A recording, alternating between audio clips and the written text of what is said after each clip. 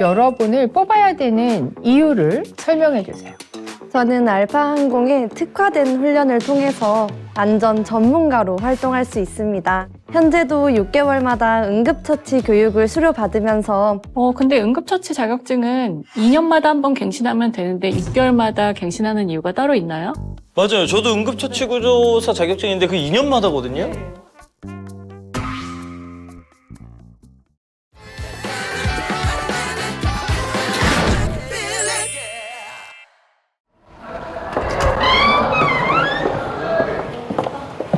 일단 화살표를 보고 면접장으로 들어오고 있습니다.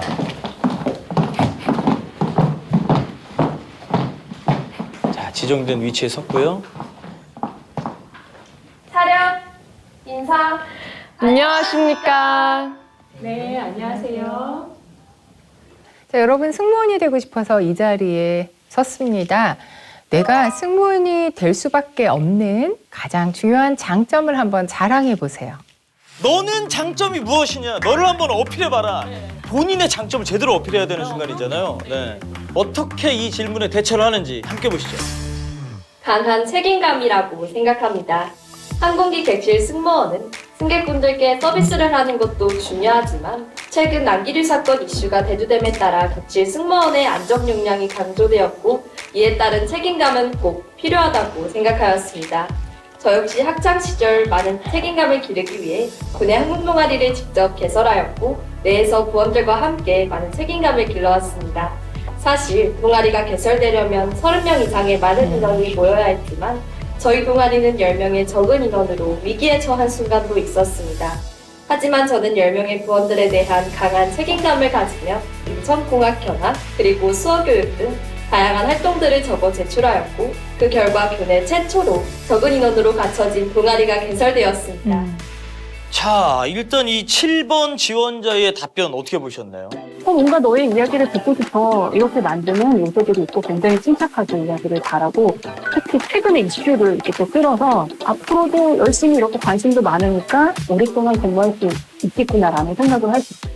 저는 개인적으로 저도 아나운서 그 강의를 할 때 사진 속의 이미지를 남겨라 이런 이야기를 해요. 그러니까 예를 들면 사물, 색깔 이런 이야기를 넣어서 한 장의 이미지로 이 사람의 장점에 기억될 수 있게 만들어라. 저는 되게 좋은 것 같아요.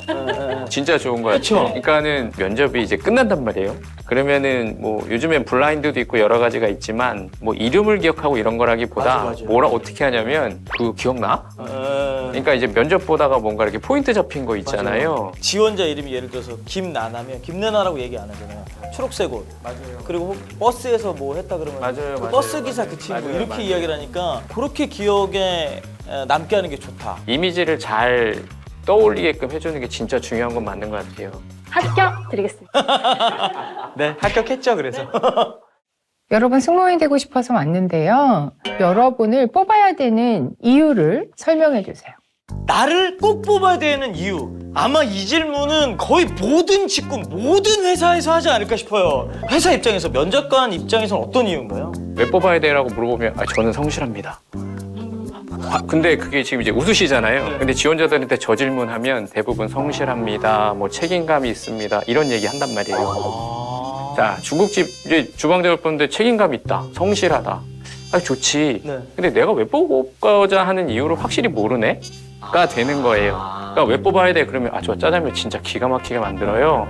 제가 이 탕수육 한번 만들면 이 지역 평정됩니다. 오, 확실히, 예. 저 그거 되게 잘할 수 있어요. 네. 라는 얘기를 듣고 싶은 거예요. 아니, 그러면 승무원 면접에서 이 질문하는 이유는 또 뭔가요? USP? 네. USP요? 네. 유니크 셀링 포인트라고 하는데요. 좀 더 감감으로 얘기해 줄 수 있을 것 같아요. 다른 지원자들보다 비교 우위를 설명하는 시간이다. 이렇게 보면 되겠군요.